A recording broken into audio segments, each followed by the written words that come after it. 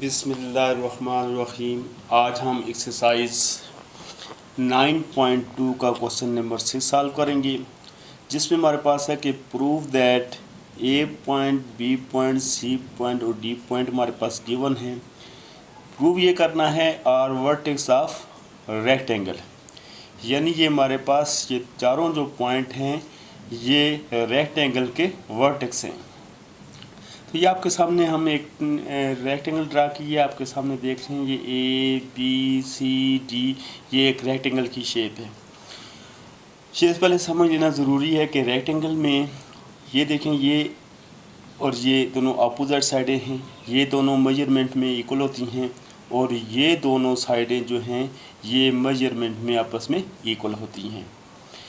अगर इनका distance find करें ए बी और सी डी का, तो इन दोनों का डिस्टेंस जो है वो आपस में इक्वल आएगा और सी बी और डी ए या ए डी का डिस्टेंस आपस में बराबर आएगा।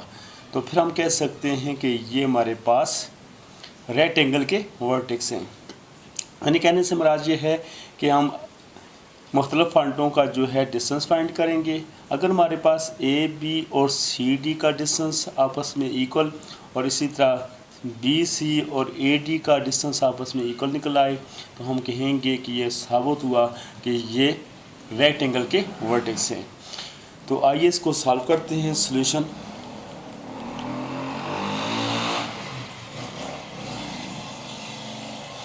में सबसे पहले हम ए बी का डिस्टेंस फाइंड करेंगे। तो सबसे पहले हम फाइंड करेंगे ए बी का डिस्टेंस। ए पॉइंट है हमारे पास -2 0, जबकि बी पॉइंट है हमारे पास 6 0। तो जैसे आप पहले क्वेश्चनों में आपने डिस्टेंस फार्मूला निकाल के दो पॉइंटों के दरमियान डिस्टेंस फाइंड किया है, उसी तरीके से यहाँ पर भी आपने डिस्टेंस फाइंड करना है। यानी ये x1 है, ये x2 है, ये y1 है, ये y2 है। तो पहले लिख लें x1 = -2, x2 = 6, y1 = 0, y2 = 0। अब डिस्टेंस फार्मूला अप्लाई करेंगे। d = √x2 - x1 whole square plus y2 - y1 whole square. D यानी डिस्टेंस हमने फाइंड करना है ए बी का। तो यहाँ हम लिखेंगे A B absolute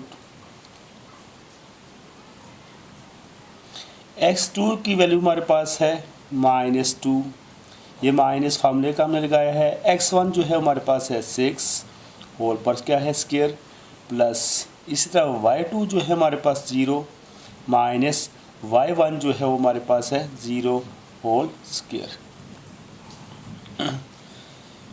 A B distance हमने फाइंड करना है। अब हमने ब्रैकेट्स के अंदर जो काम है उसको सॉल्व करके नेक्स्ट स्टेप में लिखना है।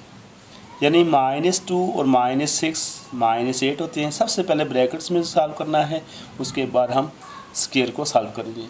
0 - 0 तो ये हमारे पास 0 ही रहेगा। ए बी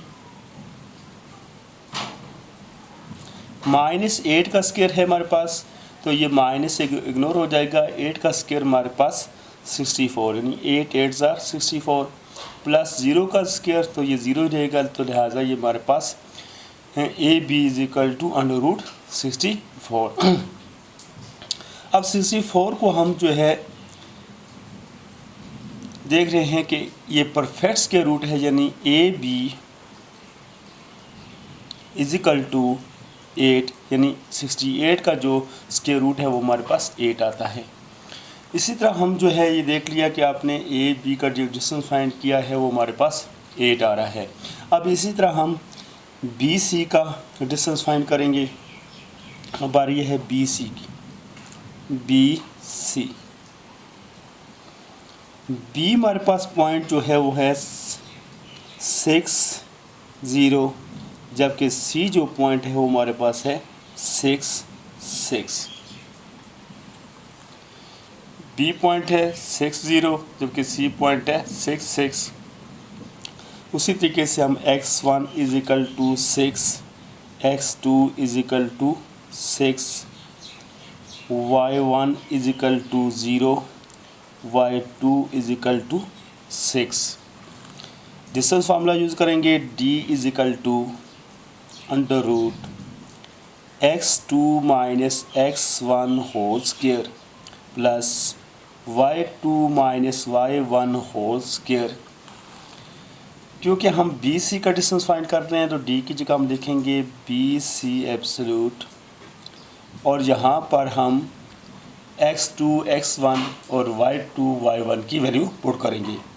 x2 हमारे पास है 6 माइनस x1 है हमारे पास 6 होल स्क्वायर प्लस y2 है हमारे पास 6 माइनस y1 है हमारे पास 0 होल स्क्वायर। तो सबसे पहले ब्रैकेट्स के अंदर जो सॉल्व हो रहे हैं उनको सॉल्व करेंगे नेक्स्ट स्टेप में।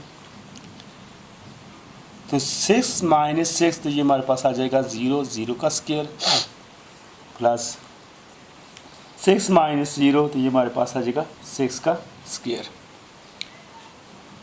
B absolute, B C absolute, O का 0 का स्क्वायर लेंगे तो 0 आएगा, नीचे लिखने की ज़रूरत नहीं है।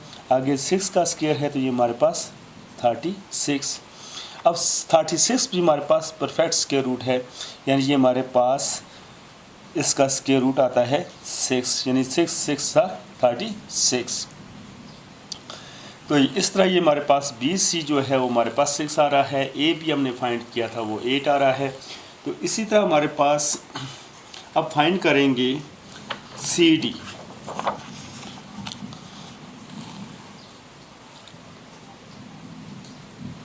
सी डी फाइंड करेंगे। सी पॉइंट है हमारे पास 6 6, जबकि हमारे पास जो डी पॉइंट है,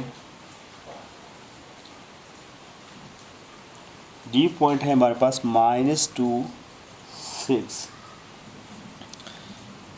x1 इज इक्वल टू 6 यानी 6 आ गया, x2 इज इक्वल टू -2, इसी तरह y1 इज इक्वल टू 6 और y2 is equal to 6।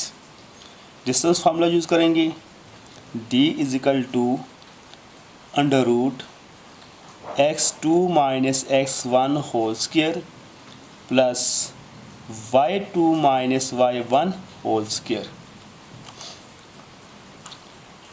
C D का हम डिस्टेंस फाइंड कर रहे हैं, सी डी एब्सोल्यूट फार्मूले में वैल्यू पुट करेंगे, x2 हमारे पास है -2 माइनस ये फार्मूले का लगा रहे हैं, और x1 है हमारे पास 6 होल स्क्वायर प्लस y2 है हमारे पास 6 माइनस y1 है हमारे पास 6 होल स्क्वायर। ब्रैकेट्स के अंदर सबसे पहले इनको सॉल्व करेंगे। सी डी एब्सोल्यूट को इस तरह लिखें क्योंकि इसका डिस्टेंस फाइंड करना है। -2 और -6 ये हमारे पास -8 का स्क्वायर आ जाएगा प्लस, और 6 माइनस 6 तो ये हमारे पास 0 का स्क्वायर। सी डी एब्सोल्यूट ये माइनस इग्नोर हो जाएगा क्योंकि इसकी पावर 2 है, तो 8 की पावर 2 हो तो 64 हो जाता है, प्लस 0 की पावर 2 है तो ये 0 का स्क्वायर लेंगे भी तो 0 आएगा, लिहाजा ये 64। सी डी 64 जो है ये परफेक्ट स्क्वायर रूट है, इसका स्क्वायर रूट हमारे पास आता है 8, क्योंकि 8 8 64 होते हैं।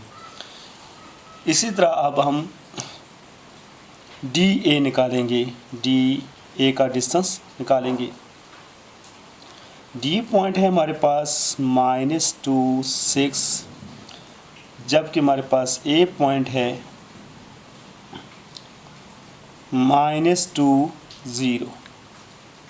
इसमें हमारे पास x1 is equal to -2, x2 is equal to -2, y1 is equal to 6, y2 is equal to 0, यानी x1 x2 y1 y2। Distance formula use करेंगे, x2 minus x1 whole square plus y2 minus y1 whole square. D A का distance find करने हैं, D A absolute लिखेंगे और फार्मूले में इनकी वैल्यू पुट करेंगे। x2 की वैल्यू हमारे पास है -2, ये माइनस फार्मूले का है माइनस, जबकि x1 के साथ भी -2 है तो ये -2 ब्रैकेट्स के अंदर हम लिखेंगे होल स्क्वायर प्लस y2 हमारे पास है 0 माइनस, ये फार्मूले का हमने लिखा, y1 जो है हमारे पास है 6 whole square. Sorry, D A सबसे पहले हम ब्रैकेट्स के अंदर सॉल्व करेंगे। तो ब्रैकेट्स के अंदर देख रहे हैं कि ये माइनस और ये माइनस के दरमियान से ब्रैकेट्स जा रहा है, यानी ये दोनों साइन आपस में मल्टीप्लाई हो रहे हैं और 2 को ब्रैकेट से आज़ाद करना है। तो ये -2 को सीधा लिखें, -2 माइनस माइनस प्लस और ये 2 भी बाहर आ जाएगा होल स्क्वायर प्लस, और यहाँ हमारे पास अभी इसको इसी तरह लिखा रहने दें। नेक्स्ट स्टेप में हमने ब्रैकेट्स के अंदर जो सॉल्व हो रहे हैं उनको सॉल्व करना है। -2 और +2 तो ये हमारे पास आ जाएगा 0 का स्क्वायर प्लस, और -6 और 0 ये हमारे पास -6 ही रहेगा होल स्क्वायर। अब हम इनका स्क्वायर फाइंड करेंगे। D A